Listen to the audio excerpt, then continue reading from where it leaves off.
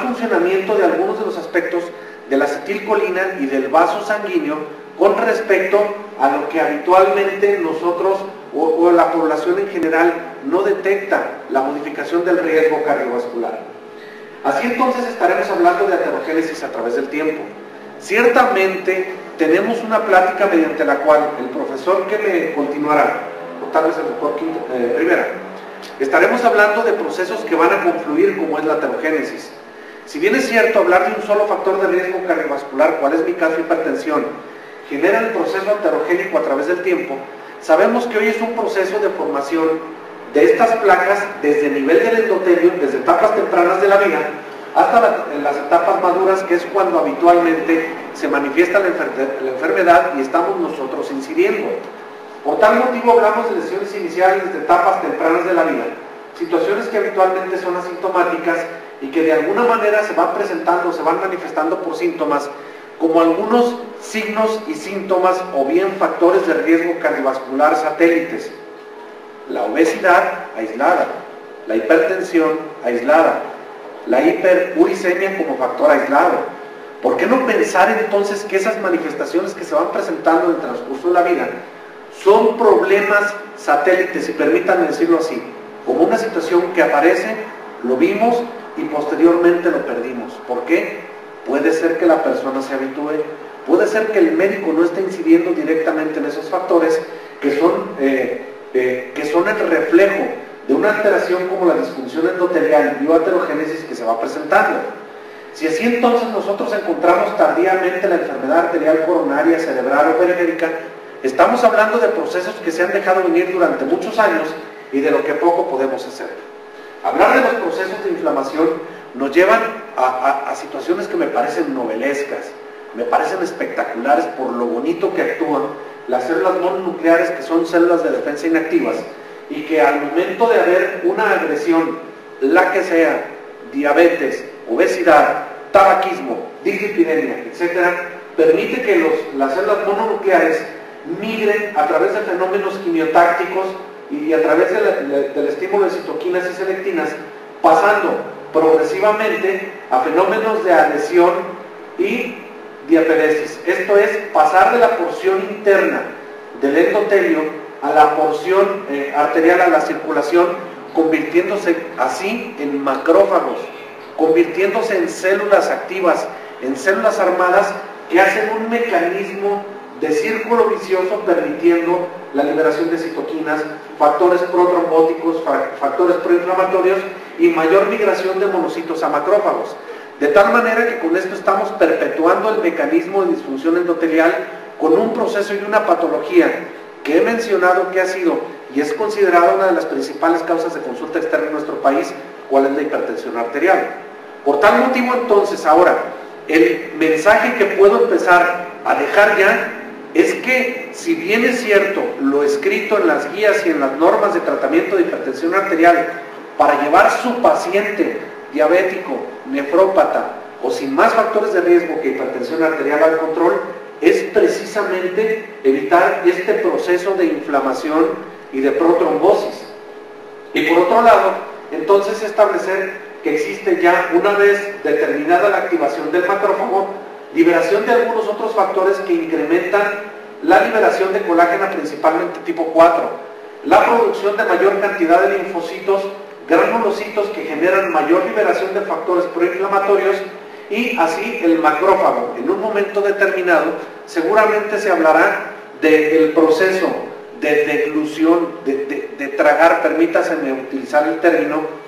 los lípidos y llegar a formar las placas aterosclerosas. Han visto ustedes que hemos insistido mucho en hablar en el tratamiento del riesgo cardiovascular global, y con esta diapositiva especifico la gran interacción de muchos de los factores de riesgo que ya se han comentado, pero que como producto final tienen toda esta cascada de elementos,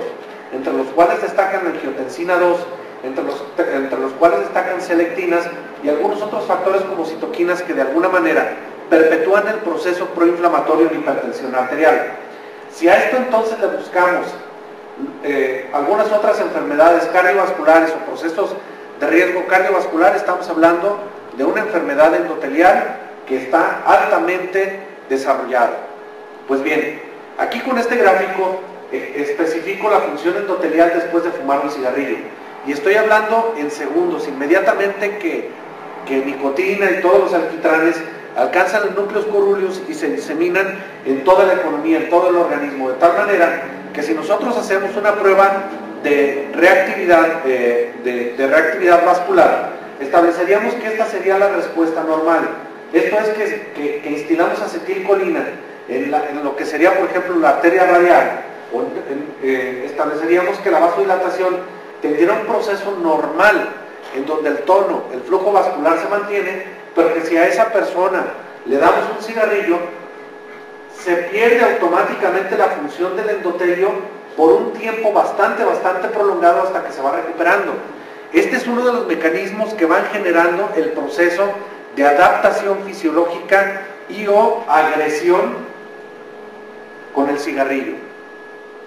Si nosotros igualmente, y perdón que redunde, lo traspolamos a otros factores de riesgo, la situación vascular es similar. Efectos de las células inflamatorias sobre la capa fibrosa me parecieron bastante interesantes porque de alguna manera reafirmamos la secreción de citoquinas que inhiben la proliferación de las células de músculo liso y la producción de colágeno. Incrementa la producción de metaloproteasas que degradan la matriz y pueden volver una placa vascular, una placa aterosclerosa inestable. La secreción de citoquinas además induce apoptosis de las células de músculo liso con mayor necrosis, mayor inestabilidad de la porción interna del endotelio, así como estimular la liberación de factores procoagulantes. Y con esto nada más intento ejemplificar el papel tan importante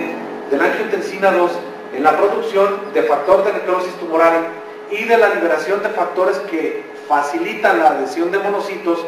tanto a nivel extra como intracelular, generando un proceso de mayor inflamación y mayor incremento en el proceso de aterogénesis y disminución de la vasodilatación. Hablar entonces de las acciones de la angiotensina 2 y del óxido nítrico nos llevan a esta tabla, mediante la cual intento ejemplificar, por un lado, el efecto que estamos buscando, tanto a nivel del vaso sanguíneo como a nivel de las células del endotelio y células proinflamatorias. En la columna del centro encontrarán ustedes los efectos de la mediación de la angiotensina 2 como uno de los principales agentes vasoconstrictores y al final, a su extrema derecha, las propiedades fisiológicas de óxido nítrico. De tal manera que ustedes podrán ver en el primer renglón, donde vemos vasoconstricción, que el fenómeno de liberación de angiotensina 2 genera vasoconstricción y una disminución de la constricción, esto por mediación del óxido nítrico. Posteriormente, la hiperplasia y migración de los miocitos se ve incrementada con angiotensina 2 y se disminuye con óxido nítrico, y así sucesivamente, en donde el incremento de angiotensina 2 genera mayor agregación plaquetaria, mayor adhesividad de las células inflamatorias y algunas especies reactivas de las que ya hemos estado comentando en el transcurso de mi conversación. Creo que esta plática esta tabla es bastante demostrativa desde el punto de vista del efecto deleterio que existe, el círculo vicioso de la angiotensina 2, y creo que nos mencionaban hoy en la mañana también los elementos más importantes que se generan en la angiotensina tisular, pero también el efecto que juega, tan importante, la angiotensina 2 circulante y aquellas vías alternas de producción de la misma.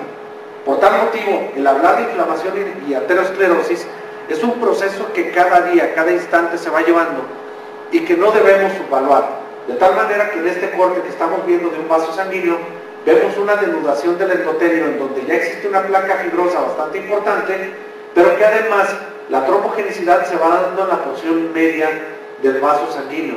Esto es la expresión máxima de la disfunción endotelial, y por tal motivo aquí sobreviene la trombosis y sobrevienen los eventos vasculares en corazón, en cerebro, en riñón, etc.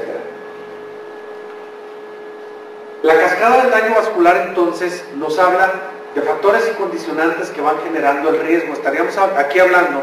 de la porción más de menor desarrollo de esa lesión endotelial que se va presentando desde las primeras etapas de la vida. Posteriormente, una disfunción y daño endotelial que en muchos de los casos puede ser asintomática hasta el desarrollo de aterosclerosis, y las consecuencias como el daño en relación a la presentación de signos y síntomas clínicos. La relajación vascular depende del endotelio. Aquí